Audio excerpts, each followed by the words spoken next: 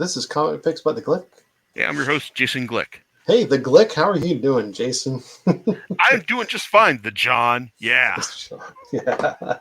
So hopefully everything's going good. And what are you going to be talking about tonight? Well, tonight is something that it's a frequent well that I come back to for this podcast over the years because it's like I am like in the tank for the X-Men. It's like I'll just come back and talk to them talk about them whenever like a major event happens. It's like from all the way back to like Messiah Complex. It's like to like the present day, like with House of X and Powers of X and Ten of Swords. It's like, and also it's like in recent memory, it's like, hey, it's like I've also like want to bring in a buddy of mine who's also like very knowledgeable and very opinionated about X-Men stuff. It's like my buddy Rob. Hey Rob, how you doing? Hey Jason, I'm doing pretty well. I guess you just said how you were doing, so I don't need to ask that. Yeah. Well, it's good to have you back because like now we are going into like the post Ten of Swords era because this is like that was a big event that basically like advanced like the story that Jonathan Hickman was telling. It's like for the the overall X-Men line by just and it had some major consequences. Basically, writing out Apocalypse, like for his own personal reasons, but also bringing in like millions of other mutants like the Adraco. It's like island and world mutants. It's like it's like this. It's like and there's a lot of stuff that happened like in between like like the fact that the various X-Men series like between this event and it's like I only read some of them really. I read X-Men, I read Marauders, I read Hellions, and I also kept up with Wolverine and it's like an X-Force. Hickman's work on X-Men was just continue to be like the same kind of like like short story stuff that he just figured like you're all gonna keep buying X-Men, so I'm just gonna like just use it as a vehicle to tell like the short stories I was telling. And only it's like the first issue after Ten of Swords, basically they kind of picked up on that. It's like and it's like and that was kind of it's like and that was fun, but there was also like like others like let's see other bits that involve like Sync, Darwin and Wolverine or Laura Kinney, like just like exploring the like the children like the Vault storyline. And I realized if I'm going to like go into all of these things, it's like in detail, it's going to like stretch this like podcast out to a couple hours. But I will say that I've liked Hickman's work on X-Men like since Ten of Swords. And on one hand, it's like I think it's kind of disappointing that he's leaving, but at the same time, it's like at least he seems to be leaving in a way that's going to be wrapping things up. So there's that. Marauders, on the other hand, it's like it's still good fun, but the intervening issues are basically like kind of like establish like a formula more than anything else. Basically, just just showing what what the team is going to do is like in like in between missions, and like there wasn't a specific like storyline between them. And but Hellions, however, it's like did a good job of like telling like specific stories that use the ideas of like, hey, like what do the mutants do when they encounter like AIs, and also what is Sinister's plan like for this, and also how's he going to react to Arcade yanking out his teeth for certain storylines. That was a lot of fun. It's like, and if I'm being completely honest, Hellions is probably my secret favorite X-Men title, but also I kept up with like X-Force and Wolverine, both written by Benjamin Percy. And it's like both are fine. It's like X-Force, it's like he seems to have like Percy seems to have like an interest in like like how many times like Quentin Quire dies like for his storyline. But I don't know, it's kind of storyline that it the storylines that he was doing were just seemed to be kind of like all right. I mean, not nothing like really like special or interesting. Even though it's like we do come back to the it's like the Terra Verde story where it's like the it's like where Beast secretly is mind controlling the people running that country. It's like through their telefloronics, and his Wolverine stuff. Well, it's like it's fine, but I can't say that it's like any of this stuff so far is going to be like like all-time best Wolverine like story. I mean, sure, it's interesting to see him bring back Maverick, but overall, it's like I just couldn't really get into it to the point where I want to buy this thing as opposed to read it on Marvel Unlimited. Which I will point out that a lot of the stuff we're going to be talking about is readily available on Marvel Unlimited right now, as opposed to like being bought on like bought by like conventional retailers. But Rob, so do you have any thoughts on like all the stuff that's going on in between Ten of Swords and the current Hellfire Gala event?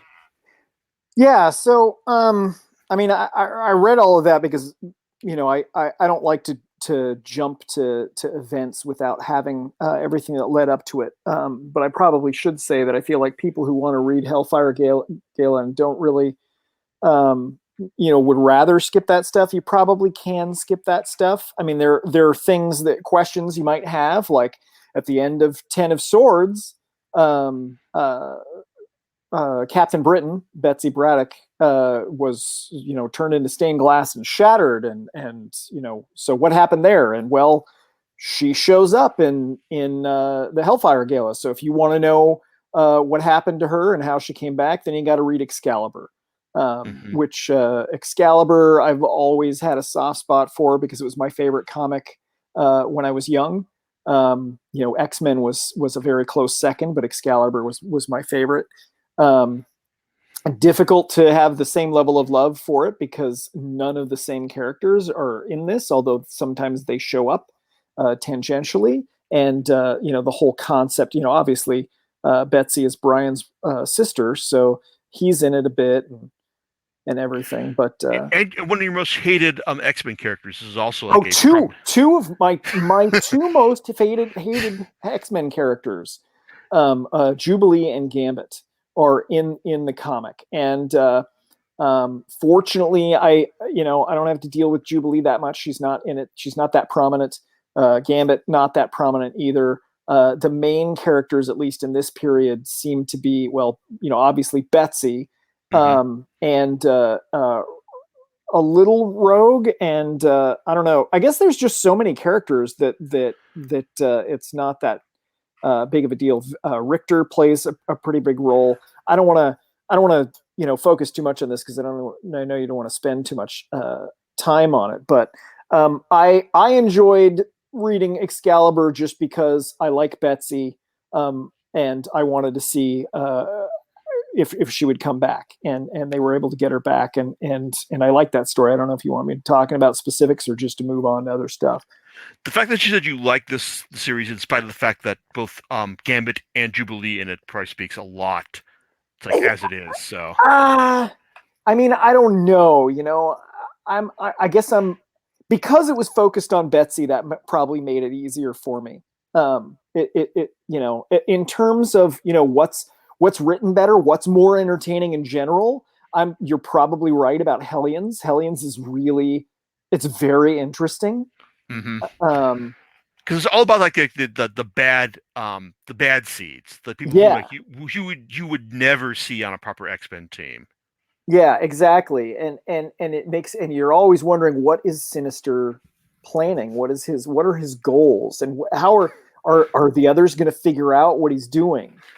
That's a big deal. I think the reason they keep they keep Sinister on the Quiet Council is just more of a keep your enemies close type deal. It's like they know the Sinister is always up to something bad. But they just need to keep him we just need to keep him on a tight leash just so we can just figure out what he's doing, and when his plans are finally revealed, how we can stop him quickly enough.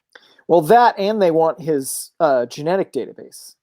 That's important. If they need to bring back dead mutants, they need his genetic database. I did want to talk about some of the other comics.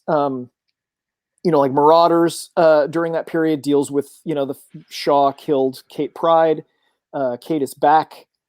We still don't know. I think, unless you can refresh my memory to this, I think we still don't know why Krakoa did not let Kate go through the gates. We I know think she's a mutant because she was able to be brought back. I think it basically has it's down to her like phasing ability. You, It's you something that just does not play well with how Krakoa's gates function. okay? I'm saying that because that's also kind of like one of the reasons why she wasn't able to be resurrected right away. So it's just Right. like it's just the way she interacts with matter. It's like Okay. I think that's the main reason we're meant to assume that she wasn't able to pass through the gates because hey, she was able to come back and yeah, it's like the bit with like dealing with the Shaw was like one of the strongest parts of like the most recent volume. Yeah. It's like yeah, it was fun like seeing her like like spew liquor onto the fire and say, hey, guess who I am? I'm Lockheed. Yeah. She was a little out of control there. So and I should say that growing up, she was my favorite character, which is one of the reasons why Excalibur was my favorite comic, is because I was 13 when I was reading it. She was, I think, I was 13 to 14. I think she was 14 for most of it, but then she had two 15th birthdays. Wouldn't surprise me. So she was into computers, and she didn't, she was unsure of herself and stuff, and so I saw a lot of myself in her. You know, so I think that's why she was my favorite. So I love seeing her in any comics that's going to have her in it. I'm going to be somewhat interested in. I want to comment on some of the other ones. X-Force, you said that deals with Quentin Quire. I've never been a big fan of Quentin Quire. I did read it. I don't really care about what's going on in it, so I don't want to spend any time on it. Yeah, I just don't like him. Yeah. The New Mutants has a storyline involving some new mutants that the old New Mutants are trying to kind of teach, and they're dealing with an old New Mutants enemy, Amal Farouk, the Shadow King, which it's interesting to see him again. And wonder how is he going to come into play. It's always interesting to say, hey, well, look, they brought back the Shadow King, or maybe he never died in the first place. But how does he fit into Krakoa? What are his goals? We still don't know. Hopefully, we'll get to that. Mm-hmm. Yeah. Oh, also, I do want to talk about a bit about Sword because I really enjoyed that. And I don't think I'm gonna get to my review of that volume before we post this, but I will say that I do think this is a fantastic first volume, and I really like to see where they're going from here. In fact, I hope this lasts longer because Rob, did you read the first issues for this? Oh yeah. Okay, so you know who's writing it, right? I did not pay attention to who was. Oh yes, it's Al Ewing, isn't it? Yes. Okay. So I did want to say that one thing that I really like about this whole run, the whole Hickman thing, is that they're getting really creative, and it's amazing that people didn't really think about it much before, beyond the fastball special. The whole idea of mutant circuits. Yes. They're doing some cool things with that. I mean, yeah, we have the 5 for their whole resurrection thing, but in this one, they have some different ideas, and I think they did another mutant circuit in a different comic that I've totally forgotten which, because it's kind of blending together now. But yeah, I think that concept is cool. Go ahead. Yeah, and also it's like if you're reading Ewing's Guardians of the Galaxy, which you should, even though it's over now, which is sad. He did a lot of stuff in the cosmic sphere for Marvel that he's apparently gonna be importing plot lines from that series over to this one as well, which I hope has a nice long run. It's as part of the X-Men, as part of its X-Men adjacent nature to it. So this was the first 5 issues were a lot of fun, and then the issue that we're gonna be talking about for Hellfire Gala is also very pivotal as well. But I guess with all this talk about the Hellfire Gala, well, I guess you probably actually get to talk about the event itself, and that kicks off with Marauders on number 21, and I will point out that as far as like being able to read this, you can read all these issues now on Marvel Unlimited, and there's going to be there are going to be 2 collections for this series. One is just going to be like the Hellfire Gala, which is going to be like a soft cover, and it will collect like the relevant issues of Marauders, X-Men, planet-sized X-Men, and also Sword, because those are all like the most key issues to the event itself. Though I would also argue that X Factor 10 deserves a spot there as well. Then there's the Hellfire Gala Red Carpet Edition, which is like the edition that I will be chilling out for at some point, which collects all of the issues that have a Hellfire Gala branding. To that end, that's what we're talking about, because Marauders, the issues of Marauders is the one that was published first, and as far as like reading orders go, you want to read these in the order they were published, like for the issue of the order of publication, starting with Marauders, which basically has, because like this is basically like Emma Frost's baby. It's like she wanted like to have hostess Gala to show off the power of mutantdom, and it's like in the first and Marauders does a good job of like starting that off, just showing showing the start of things. It's like showing that how it's going to be like all sorts of like world powers. It's like people like representing like all these different nations, and just like showing them what what that this is originally going to be like a fancy carpet type, like a red carpet type deal, but also like it's also going to be following up on certain events. In fact, and also it's like you'll see like certain events repeated over the course of the like over the course of the series, such as Quentin Quire's encounter with it's like with Iron Man.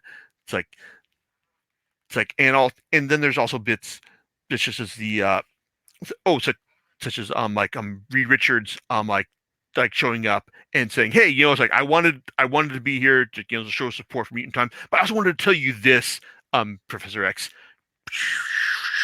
Oh we yeah. don't know what he says, but we can assure it's kind of like, yeah, Xavier, suck a dick. So. Yeah.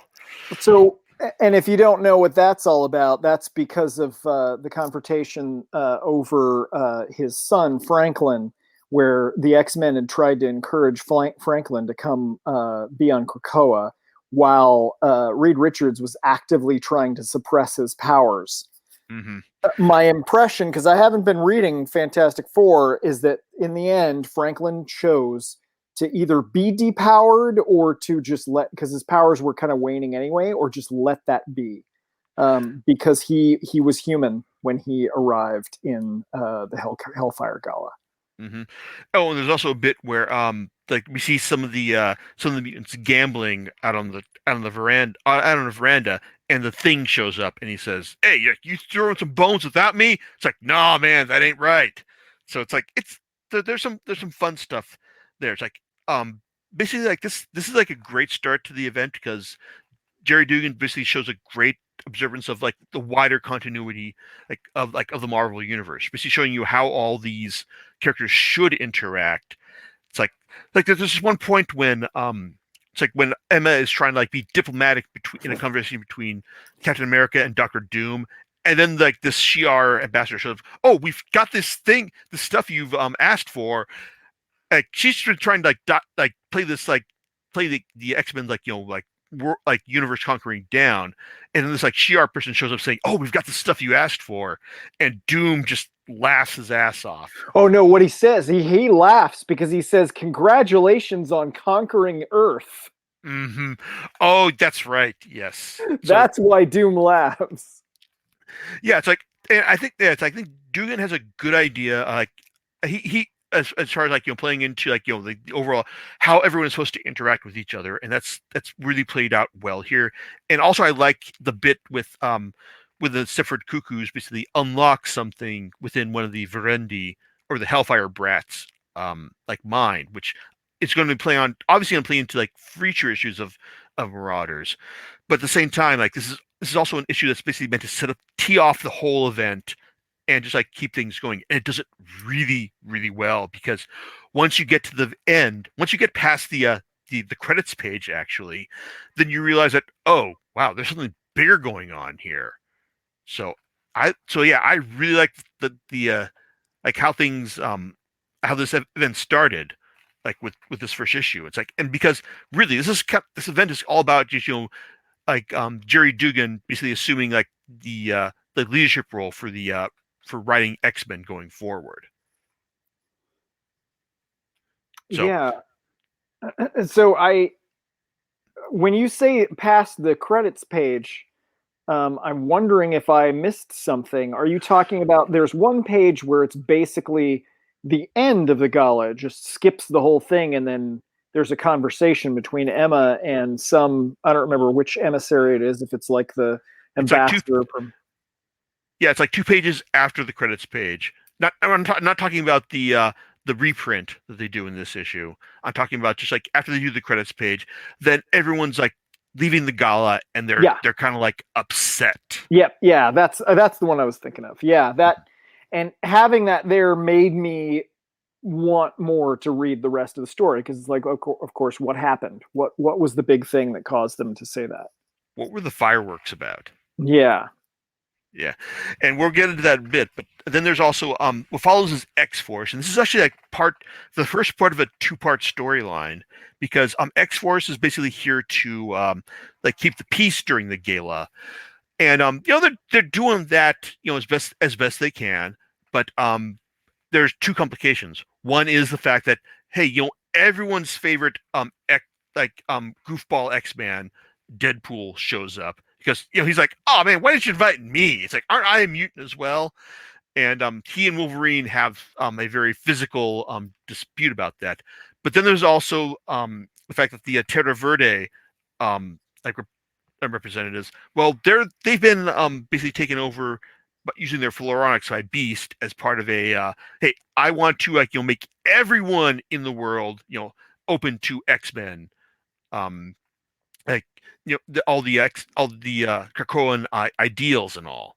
So it's like, but apparently like this, he didn't plan things out as well as he should have, because his Floronic coding apparently screwed up, and now the everyone he's encoded to that end is now gone rogue. So it's like that sounds like a bad idea. And that was the one thing about the Hellfire Gala. Well, I was like, I get that sometimes Beast does things that aren't entirely ethical, or he breaks certain ethical rules. That just seems straight up dumb. That he made that decision to do this at this time. I'm not gonna argue with you, because like I think, because on one hand I like Beast more as like the like as a smart mansplainer of things, rather than just a someone who's like, oh, I'm gonna do things for the good of everyone.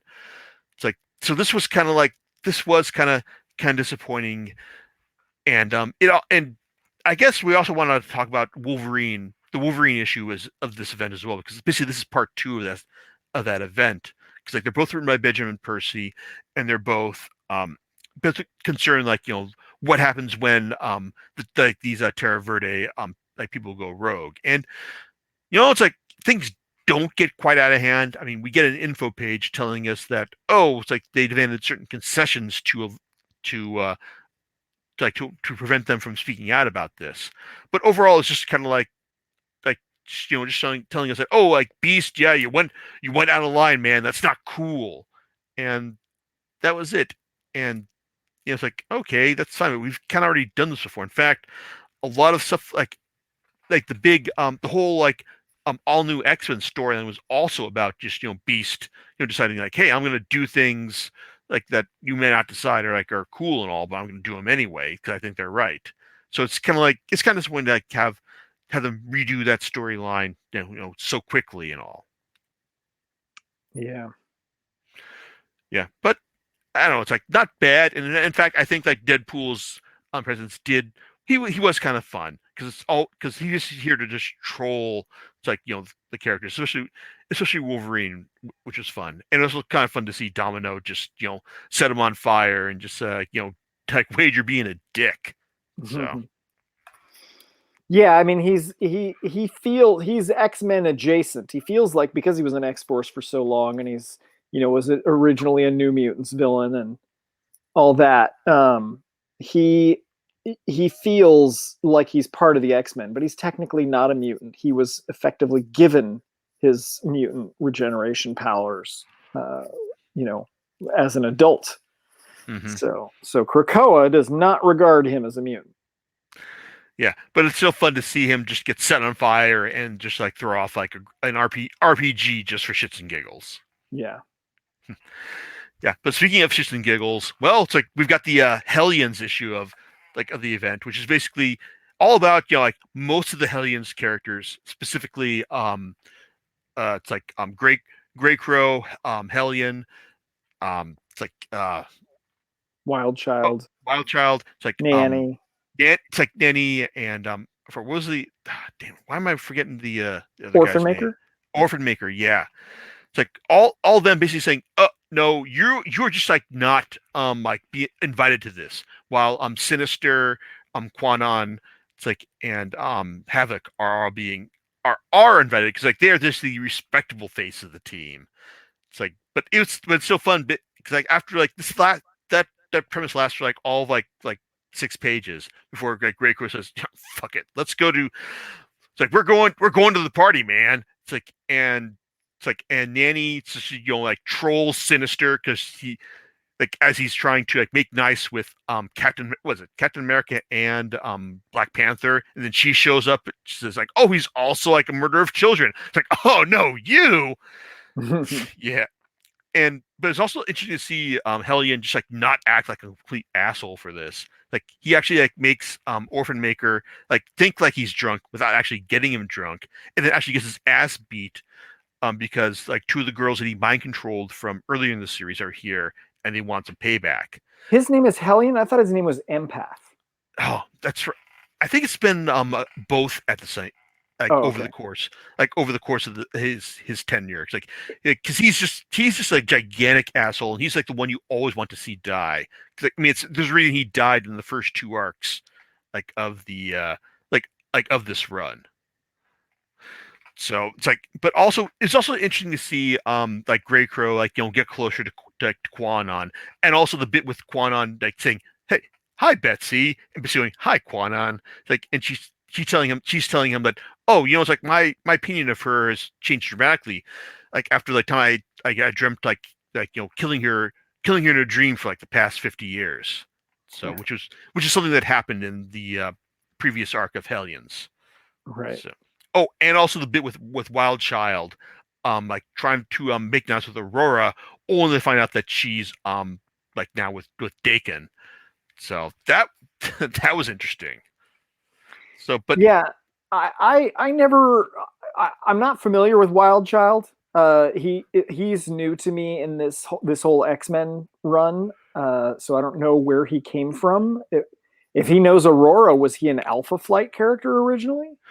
maybe it's like I know he's also had a bit in it's like he was also in X-Force for Okay, so like he for a was a while. Rob McFarlane creation, probably, wasn't he? You said Rob McFarlane, so So it's like I can Rob. It's not McFarlane. Rob. Liefeld. They were Liefeld. I'm sorry. How did I do McFarlane? It's the 90s. They all blur together like that. Yes. Well, I mean that's not fair to Todd McFarlane at all. I'm sorry, Todd. I really, if you're not that he's listening. Yeah, but it's like I think but I think like Wild Child he was meant to be kind of like the like another one of those like vicious it's like like Wolverine and Sabretooth type characters, but just yeah. like more feral than either of them, which is why we see him just why he's been like positioned as that in Hellions, and also just like why we see him act the way he does like here. So, but it was also kind of it was nice to see like Grey Crow just like restrain him once he just like trying to like like trying to kill Dakin after like trying to be the alpha. He is not a Rob Liefeld creation. He is from Alpha Flight. Ah, I just looked which it is up. why he knows Aurora then. Yes. Why, apparently like it was hinted here that it was implied here that like when he knew Aurora, she was in a bad place. So it's interesting to see like see that brought up right here. It's like, and that's one of the reasons I like this I like Hellions because like it both like acknowledges continuity, but also like finds interesting ways to play with it here. So, and which is why I'm sad that it's ending with issue 18. Yeah. Yeah, but hey, it's like it's also nice, interesting to see like the other Sinister show up at the end of this issue as well. Yeah, that was surprising. That's the Sinister that died in Died with air quotes, you're saying? yeah, quote died in a it wasn't in a menth, right? Yeah, it was. It was on. He basically died on Araco. But we thought that he died on Araco, but So apparently that is not the case. so a menth is the dimension that the island of Araco was in. Is that correct? Yeah, Okay. yeah, and I see. I guess that's it for Hellions, but Excalibur. The next step is Excalibur, and like I gotta admit, it's like I said, didn't read the in between issues for Excalibur, but I will admit that this was kind of interesting in the way it advanced the political and personal storylines with basically between Shatterstar and Richter, and also my God, it's like it was sad to see what happened to Pete Wisdom, but hopefully he'll be rejoining us soon.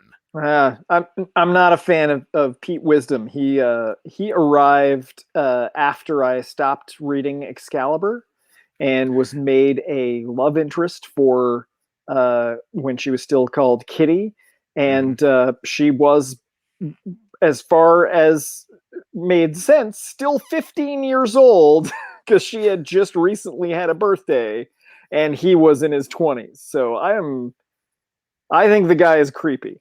So Man, it's like well, it's like on one hand, it's like I'd say I want to research that, but at the same time, he's also a Warren Ellis creation. yeah, And it's because like, Warren Ellis thought that she was in her 20s and she was not. oops. But yeah, it's especially not a good look for him right now. But we're not going to No. go into that. It's Oh like boy. at the moment because that's a whole other can of worms, and I don't want to talk about it. I apparently haven't heard of that, so yeah, we don't have to talk about it. Okay, but so what did you think of this issue specifically then? Man, so I don't remember what happened with Pete Wisdom. He got sacrificed by Clan Akaba. Oh yeah, I remember that. Okay. I'm sorry. See, I'm having trouble because I remember all the events of the Hellfire Gala. Gala. Sorry, I do not remember. Don't admit that on the podcast. Don't admit what? No, it's like just assume that you like that this was all like you knew this before going in hand. Wink, wink, nudge, nudge. Oh no, I'm sorry. What I'm trying to say is the events, I don't apply them to specific issues.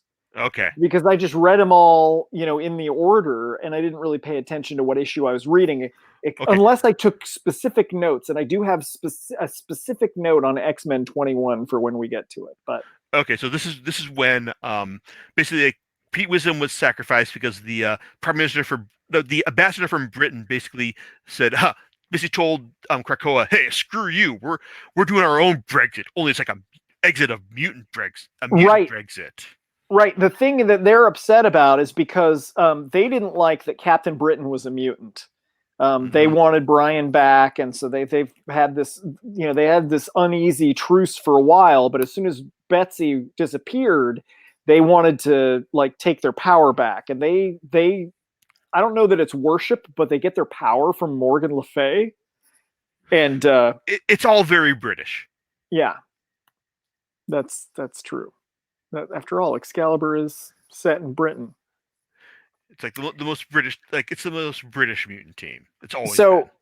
been. So yeah, I mean, I don't really have any other specifics to say about this because I don't remember what other events happened. Were you happy to see Shatterstar and Richter getting back together? Because I've read because like they were established as a couple back in Peter David's X Factor run. So I didn't read that run. Shatterstar I was aware of. I thought he had a cool design, so interest in the character. I liked what they did leading up to this. The deal, because we haven't mentioned this. Shatterstar was stuck because you didn't read X Factor. That's why you probably don't know this. I read the first couple of issues, so I know that he was in the Mojoverse. Yeah, but so I don't know like how he got out of the Mojoverse. Yeah, they did they break him out, or did they convince him to kill himself and then resurrect him? I don't remember. Judging by the amount of blood that was on him, like in this issue, I'm assuming that he probably broke out himself. That's somebody else's blood. So yeah, I'm assuming he broke out himself. No, I don't. I don't remember, and I'm sorry that I don't remember this part. But he was specifically brought out because there was a storyline in, I think it was X Factor, that Siren, that's right. They're talking about that in X Factor. It's like he apparently like fought Morrigan or something. Yes, yeah. The Morrigan took her over again, and he was brought because he was the only person that could fight, that could kill the Morrigan. So okay, makes sense. And also, like, I guess it's like, since you mentioned you had a special note for X-Men, well, that's the next issue on our list. Oh, okay. Oh, well, I do want to say, you asked me about them being back together as a couple, because I never read it. I mean, it's fine. I wasn't aware that they were ever a couple, so I learned that in this comic. Yeah, it's like, and I think it was nice. I see them back together. So, but as far as X-Men goes, so does your special note have anything to do with Kevin Feige? Yes, that is the exact note. Which I thought it's a little obvious, but it was still amusing. I mean, of course I'm amused by it, but it's like the writer was basically saying, hey, if you want to, you could tell Cyclops' story this way. Yeah, in fact, I think that there's one of the things about the Hellfire Gala that we haven't talked about yet is that there are apparently a lot of cameos, like visual cameos, like throughout the issues of this event. But I think that the Feige one is like the most blatant because he's the only one that actually has any dialogue, really. Right. So now I may not have noticed most of these other cameos. I mean, sure, of characters. I saw certain characters, but are you talking about real life cameos? I think I saw Conan O'Brien in one of these at least. Oh, jeez. So it's like, yeah, so like there's like I guess depending on how keyed in you are into current pop culture, then yeah, like there's plenty of people for you to recognize here. But Feige is like the most prominent one, and because like I guess like because he's like one that's associated with the Marvel Cinematic Universe, like you'll probably recognize his face, and he's also like the only one to actually get any dialogue here. But it's a nice bit where Cyclops basically explains his history. It's like in a very general sense, and it does like have it does square nicely with the introductory bit from Hickman's X-Men 1, where he shows like Professor X giving Cyclops his glasses and showing him this is where things are going to go from here. Mm-hmm. Yeah, but the issue itself is just kind of like it's just kind of like a jam issue. It's got 4 different artists: Nick Dragotta, Russell Datterman, Lucas Wernick, and Sarah Pichelli, all doing specific stories. Like Dragotta's story basically is all about Namor like saying hi to Charles and Magneto, and basically saying that it's like, I know that you got some faces on your quiet council, but you know what? I'm not going to join that because I'm going to be like ruler of the entire world. I don't want to just be the ruler of an entire of just one nation, which is very Namor, like of him. So right, yeah, he rules 70% of the world already. So why would he? Yeah, and then you've got the bit where we find out like the like who's going to be the members of the new X-Men team, which hey, like this is fun. It's like, and in fact, I was surprised to remember that. Oh wait, when they say Wolverine, it's going to be Laura Kinney, not Logan. Which this is cool. This is cool because it's like Logan is busy enough on like on X-Force in his solo title. So it'd be cool to see like how Laura interacts with Scott and Jean, as well as like Synch, Sunfire, Polaris, and who else am I missing? I know Rogue as well. So yeah, so I don't remember which comic it was in, but there was a comic leading up to this, that tells a little backstory about Sync and Laura have Oh, that's that was Hickman's X-Men. Okay. So yeah, that I liked that storyline. Um, uh, it was an interesting. I don't know if you want to talk about it now or you want to just It skip was. it. I think that it was cool that Hickman was able to like tell a story that spanned like several hundred years, Yeah. and like establish like a romantic connection between the two, but also just complicating it because apparently Sync remembers everything that happened to him during his time in the vault, but because Laura died getting him out, she doesn't remember anything. Yep. So now it's like he's left, like I just kind of like dealing with like, well, how do I deal with that? I mean, like I know that we're good for each other, but how would I convince her about like how everything we went through in the meantime? So that's a nice good soap opera plot that I want to see developed further in X-Men, which is going to be written by Dugan going forward, because this is basically Hickman's like swan song on X-Men. Okay. Yeah, but just like that like Cyclops' big speech at the end. It's basically like Hickman's like saying, "Yeah, I'm out of here for this for this ongoing series bit. And if you want to see any more, you're gonna go read Inferno." But we'll get back to that in a bit, Yeah. because the next bit is Dugan's big swing towards showing you where X-Men is going next, and that is planet-sized X-Men. Oh man.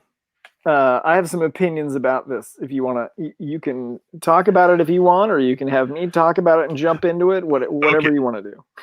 Okay, it's like I got some opinions as well. It's like, and they also bleed into Sword, as in additionally, because I Yep. think, I mean, on one hand, I think this is that basically, Planet X-Men is all about the X-Men. It's all about the fireworks of the Hellfire Gala, Yeah.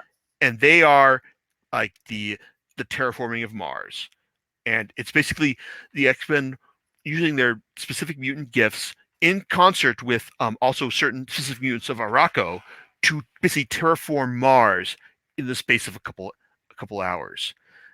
And on one hand, you think that, wow, man, like this is like it's a big flex as far as the X-Men's power is concerned in terms of showing you what their mutants are capable of doing. And I think it's a good extension of like, what, like showing you what the X-Men are capable of in this, current world, and also like escalating the stakes, because this is going to freak a whole lot of humans out, because once they see what the X-Men can do here, they're kind of like, oh man, it's like we got to do some. What are we going to do about the mutants, man? It's like they're terraforming worlds now. But it's also a really clever solution to the idea of like showing mutants as like one of the central power sources in the system. Basically, it's basically a way to like advance the to escalate the mutants' power. Like they're like show you what they're capable of um on a cosmic scale, but also sidestepping like the fact that, oh, we're not actually dealing with like the fact that Earth is a divided world. So we're just gonna like sidestep the fact that the X-Men can't take over the world because it would break the reality of the Marvel universe. But by taking over Mars and terraforming it, they basically like find a way to advance the current X-Men story in a way that I think is kind of clever, but is also screaming to be destroyed at a certain point.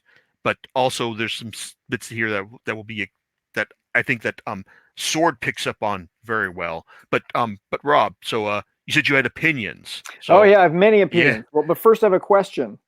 While I was reading it, I was kind of in the back of my head. I was like, "Hey, what about all the stuff they'd already done to Mars in Hickman's Avengers?"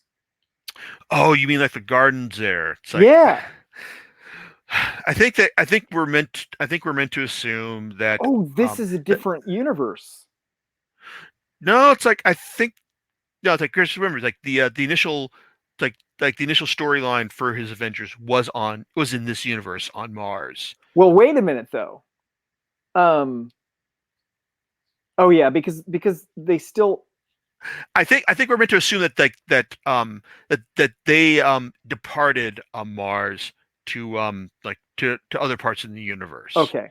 Well, what I was going to say is that is this the same universe with the whole Moira resetting stuff? But since the rest of the Marvel universe was not affected, effectively by Moira's resets, we should assume that everything else did happen. Mhm. So anyway, so there was that. That was my first question. But the second thing is, first of all, really cool concept Mhm. to just go all out and be like, hey, we can take all these different mutants and we can, Oh, especially Storm. Jamie Braddock as well. Yeah, Jamie Braddock, man. I mean, you talk about, because he's a reality warper. Mhm. And it's so crazy to have reality warpers in comics and not really do this kind of stuff with them. But yeah, Magneto gives the planet a larger molten core. Storm creates an atmosphere, all that kind of stuff. Really, really impressive. But and then they move Araco, the island, to the planet. Mhm. And remember there were millions of mutants on Araco, right? But Yep. there's something about this where it feels kind of, I don't know what the word is. I want to say cheap or that's not a great word for this, but it's the best I can come up with, because we are told there are millions of mutants on Araco, and sometimes we see glimpses of mutants that we don't know anything about, but we don't really get to know any of them. And then they just shift them off Earth. And then there's this brief story early on. I don't remember if this was, when this was, but there's this brief thing in one comic between uh, uh, Ten of Swords and Hellfire Gala, I think it was where like the X-Men issue that followed up on things. maybe, yeah, that the islands are there and like they're going to connect again, Oh, it but was then definitely the X-Men issue. then they drift off, and it's like, oh well, yes, they were together, long ago, and there's like this, like relationship analogy, but they've been apart for so long that they've turned into different people and they don't really know each other anymore, blah blah blah. And so it kind of feels like, they have this end. The end of Ten of Swords is, we'll take Araco and now we'll be rejoined as one, and then that just doesn't happen. But what they do, then they shift Araco to Mars, and now, well, Araco's not on Earth anymore, so they don't have to deal with Araco being on Earth. Yeah, I think this is just one of those like ideas that Hickman had that a lot of people like thought like, oh man, this is so cool. We're gonna do with it, like, and then they realize like, oh man, this is like too big for us to deal with. So we need to find some way to politely shuttle it off, like, Right. into its own thing. But at the same time, having a mutant planet in the solar system is so dramatic. But I couldn't help but think while it was happening, wouldn't it have been more dramatic if they had moved Krakoa there and made it planet Krakoa? You're right. It's like I see what you're saying right there, but I think that the idea is that it comes down to like story or logic within the Marvel universe, in the sense that they can't move Krakoa off planet because the X-Men have to stay here. Yes, because they're part of the Marvel universe, but I they know. can shift. So yeah, it's like you see what's going on here. Yeah, I mean, I know, but I just wanted to express that it made me think. So like when I read a comic like Invincible, and they can do crazy stuff because he's the only guy that writes it and nobody else has to worry about anything. I have these moments of kind of regret that it's too bad. I mean, I love these characters and I don't want these characters to go away, of course. But I have these moments of regret where I'm like, boy, what a storyline it would have been if they had gone all out. Especially if Hickman's, and this is another thing. What if that was Hickman's original plan? Yeah, it's like I can see that happening, but at the same time, it's like I get the feeling that like doing something like that would have only like like I said the third arc of Hickman's X-Men was supposed to be like Fall of X. So Right. like you can only imagine like after that, if that had happened, if Krakoa had gone to Mars, it would only be setting itself up to be destroyed, and all the mutants had gone back to Earth as well. Because right now it's like basically we're being set up for like millions of mutants we don't have like a big handle on, maybe killed at some point, just to set up a future threat, because this kind of feels like I would love to see them like dive into this, and I think that Al Ewing is going to do this in Sword, but as of right now, it does kind of feel like, setting up the like like Mars as, planet Araco. It's like is kind of like almost begging for it to be destroyed at some point, just to sell a big crossover size threat at some point down the line. Okay, and so here's another thing that I want to think about, or I want to talk about related to this. And this is a thing that Hickman has done before. I really like, a lot of what Hickman does, but something that he does in his storylines is he tends to, and this isn't his fault, maybe it's my fault or whatever, but he creates these new characters, right? Mm-hmm. And there's something about them that just doesn't feel to me like they belong in the Marvel universe. I felt that way with the characters in the Avengers, the dude with the Omega on his chest and the Black Swan and the other, there were a group like that. And I feel that way about, it's part of it's the naming, and part of it's the, I don't know, something about the general tone of the characters. I feel that way about Amenth and Araco and all those characters that were there on that. And so they're on Mars, and it's supposed to be a big deal. And I get that it's a big deal, but I don't care about the characters. I don't even know very many of them. Yeah, it's like I know what you mean. It's like it just like feels like there's like millions of mutants. Like, but they're all faceless. But at the same time, they're all kind of like meant to be. Hey, it's like if you need a mutant for a specific thing, then hey, just bring one from Morocco. I mean, Al Ewing did this in his first arc of Sword as well. It's like I imagine like what he does right there is probably how they're going to be deployed like in future storylines. Before they're killed to sell the inevitable crossover size threat. Right. So the other thing is once they do that, they declare it Planet Araco. They also declare it, or does this happen in Sword? Or I'm not jumping ahead by saying what they say about Planet Araco. Well, what are you saying about it? Because they declare that it's the capital of the solar system. Oh yeah, it's like that's. I think that's kind of I think that's another clever way of sidestepping the fact that it's like, oh well, we can't actually have the X-Men take over Earth, but we can have them declare like Araco as Planet Araco as like the center of the solar system, because Earth is so divided, but but Mars, it's like it's like a mutant planet united, so it can speak for the solar system. So I think I'm honestly cool with that, because I think it goes into the whole like big flex by the X-Men, and I'm fine with like seeing like how are we going to like see them see the mutants like like play out their role as like lords of the solar system, because I imagine like this is not going to affect like anyone on Earth in any significant manner. Right. And I want to say that it's a bold thing to do, and it's cool to see that kind of stuff happen in comics. Mm-hmm. So, for that reason, I support the concept of it, but I have to ask, they know that's going to piss everybody off. I mean, like literally everybody on the planet. Yeah. We got to see that, like when everyone was leaving, it's like at the end of like the Marauders issue. So like so yeah, I think it's definitely something that's gonna like have consequences down the line. Even like I said, even if it just comes down to like them like blowing it all up as far as a crossover size threat. Yeah. Is this the comic that has, or is it Sword or a different one?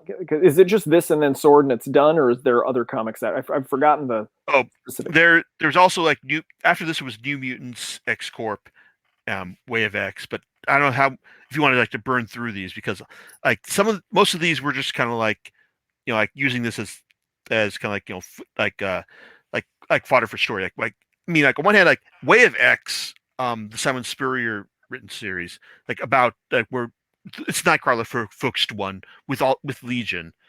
And while I like the tie-in issue, the only tie-ins to this were the first couple issues, where it just shows you why Nightcrawler was getting so drunk. Yeah. Like, and that was fun.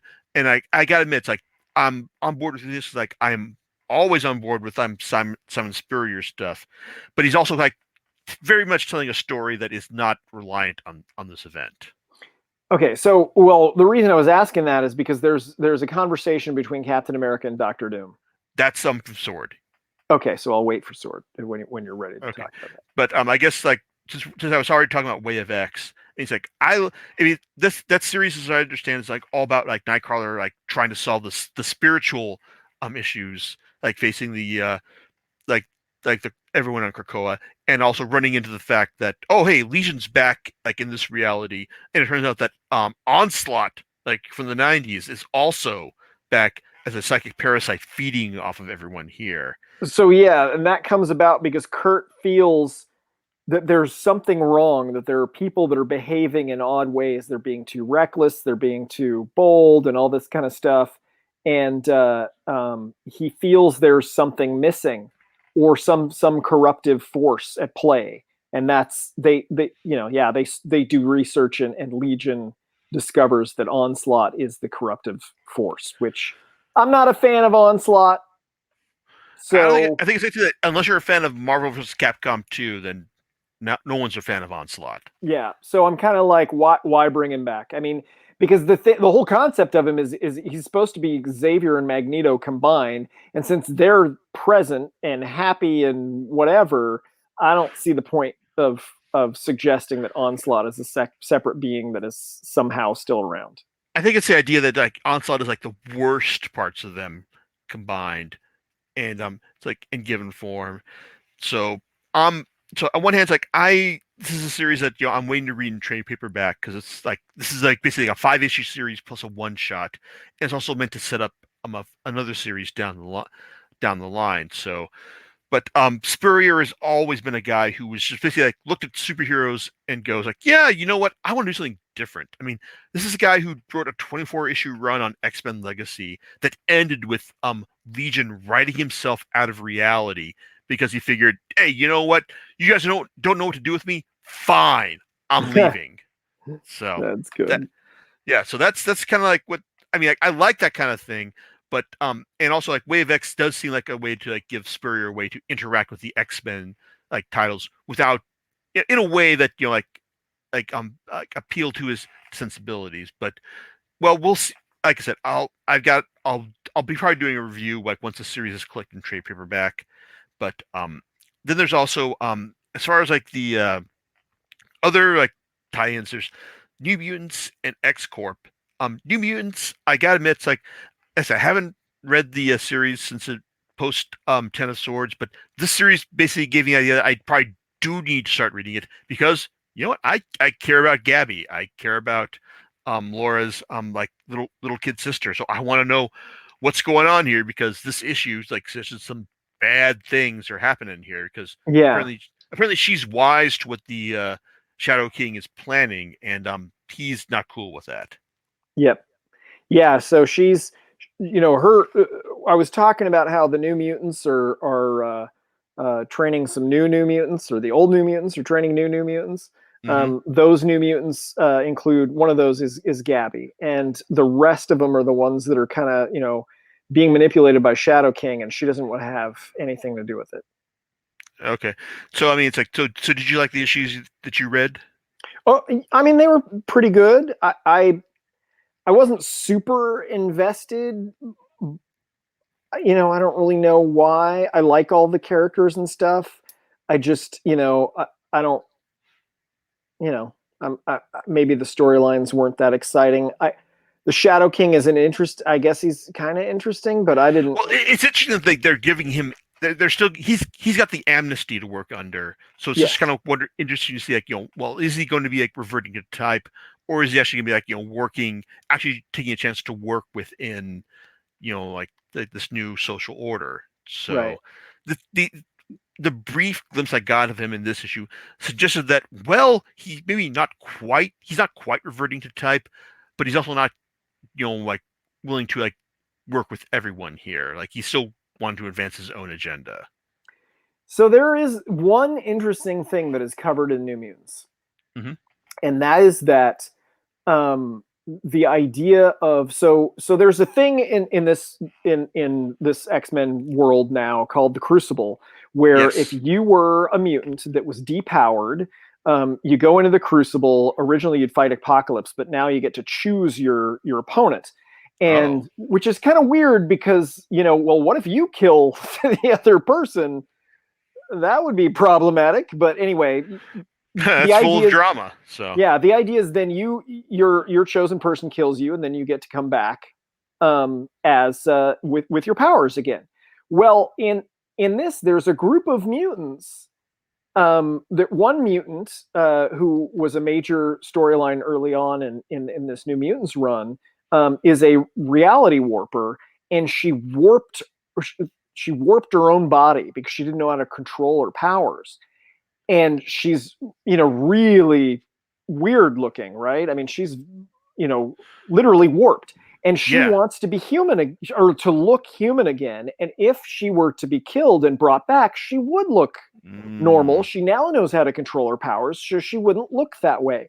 And so she asks to be in the Crucible, and I don't remember which X-Man it is that says no. I think it's Storm.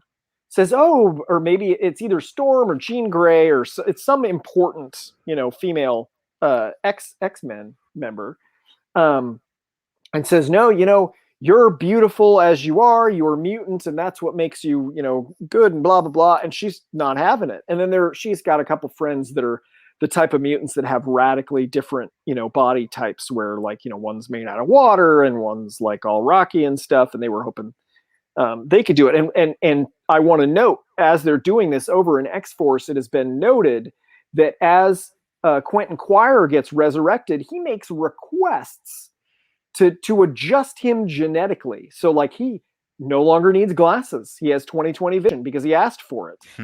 He asked for his hair color to be different multiple times. So clearly they're able to do that, and they're refusing it to these kids, basically. And that's an interesting storyline that, I don't know, it's just interesting to cover that. Yeah, it's like that sounds interesting. I'm worried that the way you're describing it right there may sound like okay, like maybe that case of the right hand not talking to the left hand here. So, but I guess, I think that's intentional. Oh, I think it's intentional. I think it is about it's a thing about the established X-Men, and well, like X-Force gets to break the rules. They can murder humans. They're also getting, benefits on resurrection. And here are these kids that, he's getting these superficial, like plastic surgery equivalent things. And these kids, have serious, body issues. It's a self-image thing. Mm-hmm. And they want to feel right. And they're refusing him. And so it's going to be interesting to see where that goes. Yeah, I'm interested to see if they actually do a storyline that addresses this stuff right there. Yeah. So, but I guess, and then there's also X Corp, which is meant to be like the corporate X-Men title, but also appears to have suffered the same fate as Fallen Angels, because it's 5 issues and it's done. So. Yeah, and I've forgotten what happened in X Corp. Basically, like Monet and Angel. Yeah. Like basically match with Fenris as they try to break into their island on it's like during the gala. It's like, and there's some interesting stuff here, but at the same time, I don't know if we want to get into it, because like this is all the stuff being established here is basically shown to be like a non-starter. Like, no. I mean, it's fun to see Mastermind basically like show you, hey, I can provide some interesting cover. It's like as someone who can like control your perceptions. It's like, and that was cool. But otherwise, it's like the idea of like what is a mutant corporation just kind of seems to be like posturing at this point. So. Right? Yeah, they hired him for PR. He's PR. Yeah, which makes a lot of sense. Hey, if you want someone like like warp your perceptions of reality for PR. Like, hey, it's Mastermind and no one else. But then again, we also saw him tell him in a much more interesting fashion in Hellions as well. Yes. So, Yeah. yeah. But and then also like the next to last important issue is Sword, because basically that's like Abigail Brand basically like telling everyone in the cosmic Marvel sphere, like, hey, this is why the X-Men terraforming Mars is a good thing. And hey, guess what? We also got a special medal for you guys to amuse yourself with as well. Yeah, and in doing this is even further beyond just announcing that that planet Araco is capital of the solar system. They are establishing a new currency, and The in soul. doing so, it's going to give them control of the galaxy. I mean, a greater stake in the galaxy, I should say, instead of control, because this metal has such amazing properties that everybody wants it. Mm-hmm. Yeah, it's like, and it's and like I said, it's cool to see Ewing bring in like the like some of the plot lines from his Guardians of the Galaxy run into this series, because if you've read that series, and you should, it's it's a lot of fun to see, like see how it plays out here, like the Xenox, like because seeing the Xenox talking about how, hey, like we're behind this, but also because we know that the that Brand and her team basically like put this person into power as well, and also to see like uh, like a Star-Lord like show up as well as one of the representatives for Spartax, especially once you know what's been going on with him. Oh, and also with Nova, when he's basically questioning, like, why are you speaking for Earth? It's like, when I'm one of the representatives of the Nova Corps. It's like, oh, what were you doing while the king, while Null was taking everyone over in the King in Black event? I was saving 7 billion other people. So please carry on. So yeah, it's fun to see, like, him work his storylines in here, and just to give, like, like the mutants, like, more prominence in galactic events, like, which plays very well. It's like, in like off of what we've been talking about. Like, there's a reason this issue is being collected in the critical spine of issues, like for the softcover edition. And also with it's also fun to see Doom basically, like, challenge, hey, you know what, you've brought in all these like new millions of mutants, to inhabit Mars, like, how we know this is going to be, like, really divisive, how we know, like, everyone's going to speak for themselves, and then for Storm to show up at the end, it's like, I speak for them. Like, that's badass. So yeah, so what Doom basically says is that, he wants to talk to the king of Araco, and Storm basically says, I am the regent of planet Araco. Now, I want to say, so I have two things to say about that. If you're going to pick any X-Men character to be, regent of a planet, Storm is my choice. Any person who has been in the X-Men, I'm going to choose Storm. If it had been Planet Krakoa, it would be perfect. But why is Storm speaking for Araco? It should have been Apocalypse. Probably because, like, they've got long-term plans for Apocalypse. Apparently Apocalypse is still in Amenth. Yes, he is. So yeah, that's the plot reason there. So yeah, and I this Storm being the regent, how did they choose her? Though none of the people on Araco know her. How? I mean, Storm is the perfect person for Earth mutants. Well, but for Araco, that just doesn't make any sense. I think because what you said, because she is the perfect person to represent them, because she's someone that all the Earth mutants will be willing to trust, and B, she's got a power set that all the Araco will be able to respect as well. I mean, like, yeah, we know that these guys the broad sense of Araco we know is that they're a warrior mutant race. And so when you've got someone who can control the weather like in the way that she does, it's like I'm pretty sure that if she really wanted to, it's like she could show everyone on the planet who's boss. And I'm pretty So, sure. oh, I'm sorry, I didn't mean to interrupt you. I thought the boss was the end of the sentence, but I'm gonna say so. Uh, I get what you're saying, and that I would accept that if they had said it in the comic. Okay, I am feeling enough goodwill to read between the lines here and impose my reading of this. Well, So I think your reading is great, and I think they should have put it in the comic because it is the perfect reason, and I accept that I'm pretty reason. sure like once we actually get some storylines involving Storm like being the regent of Morocco, we'll see that put into text. But Yeah. right, to wrap this up because we're coming close to the end here. Um, the final issue like for this event, X Factor. Well, it's kind of complex because it's both the final issue of the series and also like setting up a crucial storyline to follow out of it. So I will say that like the storylines here do make me wish that I should have invested more time in reading the issues of X Factor prior. I mean, I read some of these like up prior to this. So I didn't read the ones from Ten of Swords between this point, but I clearly should have because like they set up an interesting storylines, particularly with Prodigy dying and then being brought back and then coming back to solve his own murder. So that was cool. But the real meat of the story here is the fact that it sets up the trial of Magneto. Because Oh yeah. yeah, it's like you weren't expecting like the star of one of Marvel's big TV series of 2021 to be murdered here, but yep, that's exactly what they did to the Scarlet Witch.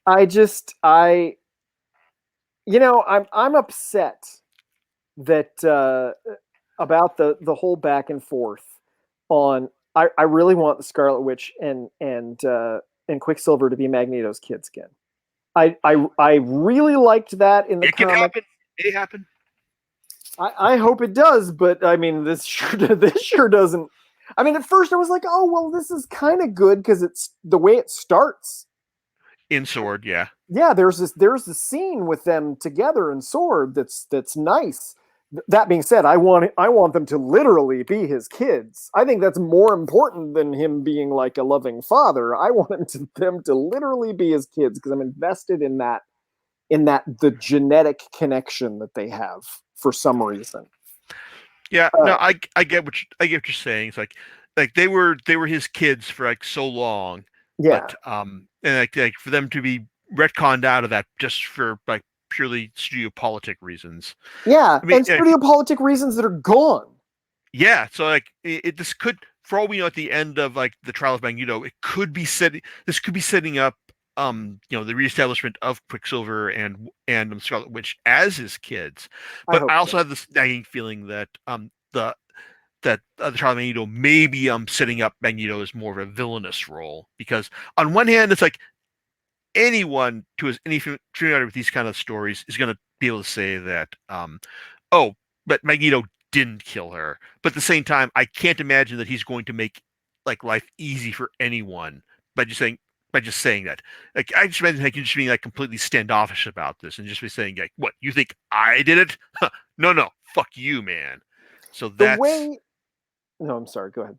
No, it's just like I just get the feeling that like Magneto is just like going to be like probably very standoffish throughout this whole event, and like this could be like I said, this could be the way that it establishes him as being a major X villain again, but we'll see about that. Yeah, the way he talks about her, only pretty much calls her the pretender and all that kind of stuff prior to this. Just his general attitude towards her and the way he feels about the mutant race. If she really isn't a mutant and she really did what she did, then it fits his character to murder her. I'm gonna say that it does.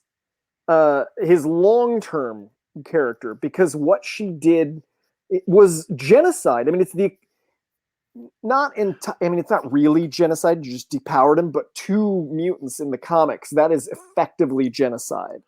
And the way Magneto feels about genocide because of his Oh past yeah. experiences, she's like Hitler. And I hate using that analogy because that seems, but to him personally, it's like that. Everything you said makes perfect sense. I just can't agree with it because it's like it's the setup is that he killed her, and we Yeah. all know that has to be wrong. Yeah, of course, because it's too obvious. Mm-hmm. Yeah, but I will say it's definitely like an interesting note to end the event on. But well, it's an expected note to end the event on because hey, it sets up the next storyline. It's like and I gotta admit, it's like like I said, it wasn't like not all the issues here were home runs, but I do think it did the event itself did a great job of like setting up the X-Men status quo and showing us a way forward for future stories with them. It's like I feel very good about where Jerry Dugan is going to take the series here, particularly with his issues as well. Something that we should mention because I don't remember if it happened during this or if it was in the lead up, but it's important for the future.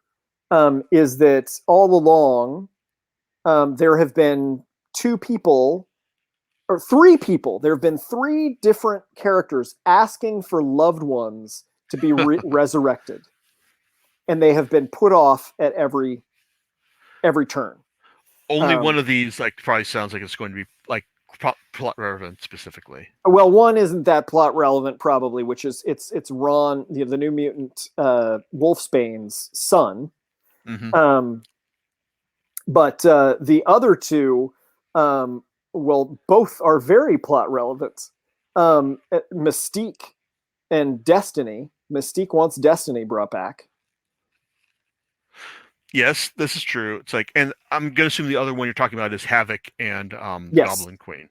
Yes. Okay, I think that that's gonna be addressed in the final issues of Hellions, but I do know that Mystique and Destiny is going to be like a critical thing for Inferno. Which at one hand, I just want to say that it's like I think that like Xavier and Magneto's like manipulation of her is awful. It's like had they it's really very dumb on their part because they should have known that Mystique just can't be trusted. Nope. And they should have just thrown her in the pit with Sabretooth at the start of things. But they thought they could use her, and now they're going to pay the price. Big time. Yeah, although I do want to say, why wouldn't they want to try to get the precog on their side? So I remember. Is it okay if I? Are we going over time? I'm sorry. We're coming up on the very end. So okay, I just want to say this little thing, which is, way back in House of X and Powers of 10, it was established that in Moira's like 3rd life, Destiny told her that she was going to try to kill Moira in all of her lives. But that was because Moira had developed a mutant cure. Mm-hmm. And Moira's not interested in curing mutants anymore, so why would Destiny want to kill her now? That's a good point. So maybe it's like this is something that Hickman will pick up on, like in Inferno, or it's like as we were talking about, like prior to the show, it's like this is like Inferno is Hickman's swan song for the X-Men because apparently like all the X-Men, all the X writers basically said that they really liked working within his current storyline in terms of like everyone living on Krakoa and the mutants like like doing all these big power flexes. So they and Hickman read the room and basically said, okay, it's like it's probably we're not gonna do like my whole plan for this. So I'm just gonna like I'm gonna leave here. But Inferno is basically gonna be like the storyline that wraps up all of his specific plot lines that he'd been doing. So it's possible he could do that, but also it's been talked about that he's going to continue working with Marvel and especially with Chris Bacalo on a new series. So it could be for what that series is, we don't know. for all we know, it could be like the 11th life of Warrior McTaggart. Like she could die in Inferno, be reborn, and then maybe he'll get his like his own series to talk about like what he would have done, with like if he hadn't had to like work with all these other writers and all. So, but it's that's speculation. But I will say that like as it is, like the Hellfire Gala does a great job of setting things up for future X-Men stories. I mean, no, not everything like hits the mark, but as far as like saying that the direction of the X-Men is now like in Jerry Dugan's hands. Well, like I honestly got to say, I feel pretty good about that. Based specifically on his Marauders and Planet-Size X-Men like stories. There's some pretty good stuff, and I want to see where he's going with this new team. Yeah, I mean, I can support that. I was really hoping that Hickman would get to do his whatever his vision was. Hopefully, you're right about that other series. But he's I'm sorry, Jerry Dugan, right? He's really good. Everything that I've read of his, I've enjoyed. So I think it's in good hands, regardless. Okay, so you're interested in coming back to talk about Inferno and the Trial of Magneto once they're wrapped up? Oh yeah, so I'm definitely going to be interested in Inferno because when I started reading comics, it wasn't long after I started reading that it led into the original Inferno storyline. So that's like it's going to address a storyline from my I don't want to say childhood, from my teenage years, early teenage years. So I'm definitely interested in that. Trial of Magneto. I want to see how that plays out. We'll have to talk about that. Okay.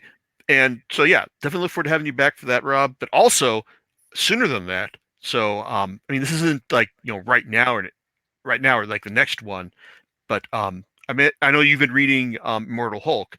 I've been reading Immortal Hulk. So I imagine you got some thoughts on that too. Oh, absolutely. What an incredible comic book series. I'm behind on it. I got to catch up. But I will be able to quickly because, hey, it's just one comic. Yeah, it's not like a whole line like X-Men. So. Yeah, that's right. All right. So, I mean, yeah. Definitely look forward to having you back for that, Rob, at some point. Oh, I'd love it. Thank you for having me on. Yeah, it's always a pleasure, man. John? Yep. Oh, yeah. Well, now you've piqued my interest about this, the Trial of Magneto. So I'm just kind of interested in how they're going to play that out. So yeah, I got some catch-up reading to do. All right. Let us know what you think, man. All right, definitely. All right. Hey, thanks, guys. And we'll talk to you later on Comic Picks by the Glick. Right. Laters. Thank you. Bye. Thanks.